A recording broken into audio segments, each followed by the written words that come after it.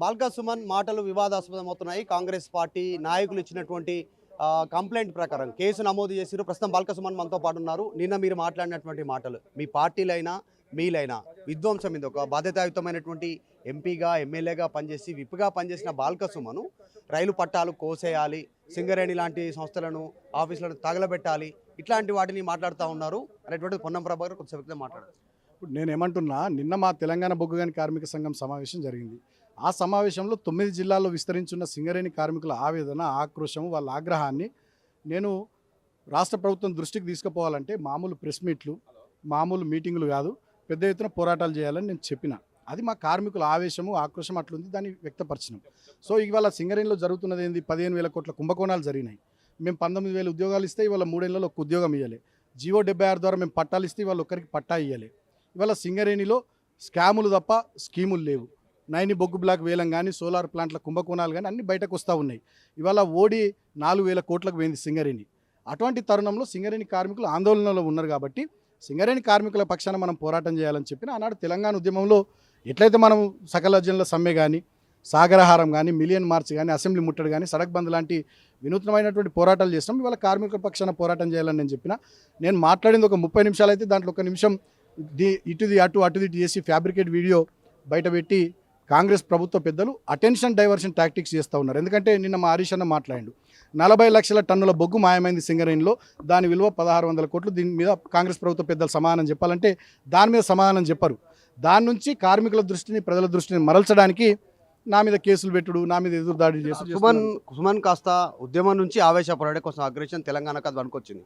ఇప్పుడు అధికారం పోయిన తర్వాత అసహనంతో 2.5 సంవత్సరాలకి తట్టుకోలేకపోతున్నారు, ఉగ్రవాదులుగా ప్రవర్తిస్తున్నారు, మిలిటెంట్ ఉద్యమాలు అంటున్నారు. అటువంటి ఉగ్రవాదుల ఫోటోలు, బాల్కా సుమన్ ఫోటోలు రాష్ట్రం నాశనం చేసేటువంటి రిలీజ్ చేస్తూ ఉన్నారు సోషల్ మీడియా. నేను ఒక మాట అంటున్నా, ఇదే మంత్రి పొన్నం ప్రభాకర్ గారు ఇవాళ నా మీద మాట్లాడారుగా, వారు గతంలో డీజీపీ హెలికాప్టర్ తుపాకీతో వేల్చేస్తా అన్నారు.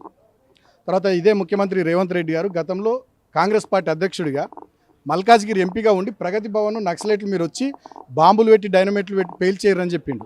ఇవాళ జడ్చర్ల ఎమ్మెల్యే అనిరుద్ధ్ రెడ్డి గారు ఈ మధ్య కాలంలో అరబిందో ఫార్మాను పేల్చేస్తామన్నారు. తర్వాత మక్కన్ సింగ్ ఠాకూర్ గారు రామగుండం ఎమ్మెల్యే వారు, మా కోల్బెల్ట్ ఏరియా సోదరుడు, నాకు కూడా మిత్రుడే, ఆయననైతే ఏకంగా నరుకుతా అని చెప్పి మాట్లాడిండు రేవంత్ రెడ్డిని ఎవరన్నా ఏమన్నంటే. మరి వాళ్ళు మాట్లాడింది ఏంది? వాళ్ళు తీవ్రవాదులేనా, వాళ్ళు ఉగ్రవాదులేనా? చెప్పండి. జాతీయ సంపద రైల్వే అనేటువంటిది ప్రజలకు ఉపయోగపడుతుంది, రైలు పట్టాలు కోసేయాలి అనేటువంటి స్టేట్మెంటు విద్రోహ చర్య కింద చూడాలి అనేటువంటి కాంగ్రెస్ విమర్శ. నేను ఒకటే మాట అంటున్నా, కార్యకర్తల్లో నిన్న మీటింగ్ జరిగినటువంటి సందర్భంలో కార్యకర్తలను ఉద్దేశించి మాట్లాడినటువంటి తరుణంలో కార్మికుల పక్షాన సీరియస్ పోరాటాలు చేయాలని నేను చెప్పిన. దాంట్లో ఆ స్ఫూర్తిని తీసుకోవాలి తప్ప 30 నిమిషాలు మాట్లాడిన దాంట్లో ఫ్యాబ్రికేటెడ్ వీడియో తయారు చేసి నేనేదో అట్లన్న విధ్వంసం చేస్తున్నా అనేటటువంటి ధోరణితో వారు మాట్లాడుతూ ఉన్నారు. ఇది కేవలం అటెన్షన్ డైవర్షన్ మాత్రం. ఎందుకంటే ఇవాళ కర్ణాటకలో సీఎంను మారుస్తున్నారని ఊహాగానాలు వస్తున్నాయి. నిన్ననే ఏఐసీసీ మీటింగ్ జరిపింది ఢిల్లీలో. ఇక్కడ కూడా పీసీసీ ప్రెసిడెంట్కు, ముఖ్యమంత్రికి పడతలేదు. దాని నుంచి ప్రజల దృష్టిని మరల్చాలి. 40 లక్షల టన్నుల బొగ్గు మాయమైంది సింగరేణిలో, దాని విలువ 1,600 కోట్లు. దాని నుంచి ప్రజల దృష్టిని మరల్చాలి. వడ్లు కొంటలేరు వీళ్ళు, దాని నుంచి ప్రజల దృష్టిని మరల్చాలి. కాబట్టి ఈ రకమైనటువంటి అంశాలు తెర మీదకి తీసుకొచ్చి రాష్ట్ర ప్రజల దృష్టిని మరల్చే కుట్ర తప్ప ఇంకోటి కాదు. హైదరాబాద్లో సుమారుగా 2 చోట్ల మీ పైన కేసు నమోదైంది, 2 పోలీస్ స్టేషన్లో. పొన్నం ప్రభాకర్ కొద్దిసేపటి క్రితం మంత్రి మాట్లాడుతూ చెన్నూరులో కూడా కాంగ్రెస్ పార్టీ నాయకులు బయటికి రావాలి, పోలీస్ స్టేషన్లో కేసు పెట్టాలని స్టేట్మెంట్ చేస్తారు. దాంతోపాటు పొన్నం ప్రభాకర్ మరొకటి డిమాండ్ చేస్తున్నారు, రైల్వే పోలీసులు ఎంటర్ కావాలి, సుమన్ మీద రైల్వే చట్టం ప్రకారం కేసు నమోదు చేయాలి. ఇప్పుడు ఇక నా మీద రైతుల వడ్లు కొనుడు మీద వాళ్ళకి శ్రద్ధ లేదు, రైతుల మక్కలు కొనుడు మీద వాళ్ళకి శ్రద్ధ లేదు, సింగరేణిలో మెడికల్ బోర్డు పెట్టి ఉద్యోగాలు ఇచ్చడం మీద వాళ్ళకి శ్రద్ధ లేదు, సింగరేణి ఖాళీ స్థలాలు ఇల్లు కట్టుకున్న పేదలకు జీవో 76 కింద పట్టాలు ఇచ్చడం మీద వాళ్ళకి శ్రద్ధ లేదు, కేవలం బాల్కా సుమన్ మీద కేసులు పెట్టడం మీద వాళ్ళకి శ్రద్ధ ఉంది. నేను ఇప్పటికైనా మంత్రి పొన్నమని కోరుతున్నా, మీరు శ్రద్ధ రైతుల మీద పెట్టండి, కార్మికుల మీద పెట్టండి, సుమన్ మీద కాదని చెప్పి కోరుతా ఉన్నా. సరే, కేసులు కొత్త కాదు, వాళ్ళ చేతిలో అధికారం ఉంది, ప్రభుత్వం ఉంది, పెట్టుకొనియండి. సింగరేణి గురించి మాట్లాడుతుంది బీఆర్ఎస్ పదే. సింగరేణి తల్లి లాంటి సింగరేణి కాల్ చేయాలి, ఆఫీసు తగలబెట్టాలి, ఇది ఎక్కడికి దారి తీస్తుంది అనేటువంటిది స్టేట్మెంట్ కాంగ్రెస్. నేను అదే మాట అంటున్నా. మరి ప్రగతి భవన్ కూల్ చేయాలి, ప్రగతి భవన్ బాంబులు పెట్టి పేల్చేయాలని చెప్పి ముఖ్యమంత్రి మాట్లాడుతాడు. అసెంబ్లీ వేదికగా ముఖ్యమంత్రి పండబెట్టి తొక్కుతా ఒక్కొక్కరిని తోడుకలు తీస్తాను మాట్లాడతాడు.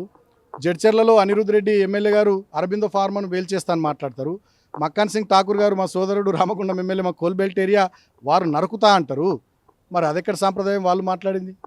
నేను ఇవాళ మాట్లాడింది ఏంది? మా కార్మికుల ఆక్రోశము, ఆగ్రహము ఆ స్థాయిలో ఉంది. దానికోసం మనం పెద్ద ఎత్తున పోరాటాలు కేసులే చేయాలని కాదు చెప్పి సుమన్ని సస్పెండ్ చేయాలి పార్టీ నుంచి డిమాండ్ కాంగ్రెస్ నుంచి.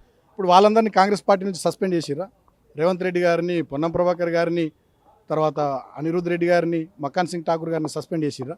ఇదంతా అర్ధరహితమైన వాదన. నేను ఇప్పటికైనా ఏమంటున్నా, బాల్క సుమన్ మీద శ్రద్ధ తగ్గించండి, రాష్ట్ర ప్రజల సమస్యల మీద శ్రద్ధ పెట్టండి అని కోరుతా ఉన్నా. మీ పార్టీ నుంచి ఏమన్నా మీకు మందలింపు కానీ లేకుంటే సూచన కానీ ఎందుకు మాట్లాడిన వివరణ కానీ ఏమైనా అడిగిరా? వర్కింగ్ ప్రెసిడెంట్ కానీ మీ పార్టీ నాయకులు ఎవరు? అడగలేరు, మీరు మాట్లాడిరా? జరిగిన విషయం ఏమైనా చెప్పినా? చెప్పలేదు. ఇప్పుడు కేసు నమోదైంది, ఖచ్చితంగా సుమన్ జైలుకు పోతాడు. మొన్ననే చెన్నూరులో మున్సిపల్ చైర్మన్కి సంబంధించిన ఎన్నికల్లో దాదాపు 16 రోజులు జైలుకు వేసి వచ్చిండు. ఇప్పుడు మళ్ళీ సుమన్ జైలుకు పోవాల్సినట్టు మీరు కూడా లోపల అదే మాట్లాడారు, అవసరమైతే 1 నెల 2 నెలలు జైలుకు పోయిద్దామని. రెడీయా? అంటే నేను ఆనాడు ఉద్యమంలో నెలల పాటు జైళ్ళల్లో ఉన్న, చెంచల్గూడ చెర్లపల్లి జైళ్ళలో ఉద్యమంలో నా మీద 226 కేసులు ఉండే. ఆనాడు చాలా నిర్బంధాన్ని ఎదుర్కొన్నాను. నా మీద పీడీ యాక్ట్ పెట్టాలని కూడా అప్పటి కాంగ్రెస్ ప్రభుత్వం చూసింది. సేమ్ ఇప్పుడు అదే కాంగ్రెస్ ప్రభుత్వం మళ్ళీ నన్ను టార్గెట్ చేసి నా మీద కేసులు పెట్టే ప్రయత్నం చేస్తుంది. జైలుకు పంపిస్తే పోయేస్తా, నా ప్రజల కోసం, నా కార్మికుల కోసం, నా రైతుల కోసం, నా తెలంగాణ కోసం. మళ్ళీ నేను జైలుకు కాంగ్రెస్ ప్రభుత్వం నన్ను టార్గెట్ చేసి పంపిస్తే ఏం చేస్తాం? అధికారం వాళ్ళ చేతిలో ఉంది. ఎక్కడికైనా రెడీ రావడానికి సుమన్ చెప్తే అంటున్నాడు పొన్నం ప్రభాకర్. నేనే అంటున్నా, పొన్నం ప్రభాకర్ అన్న నిరుద్యోగుల దగ్గరికి పోదాం, అశోక్ నగర్ నువ్వే డే టు టైం ఫిక్స్ చేయి, నేను వస్తా, మీరు కూడా రండి, పోదాం నిరుద్యోగుల దగ్గరికి.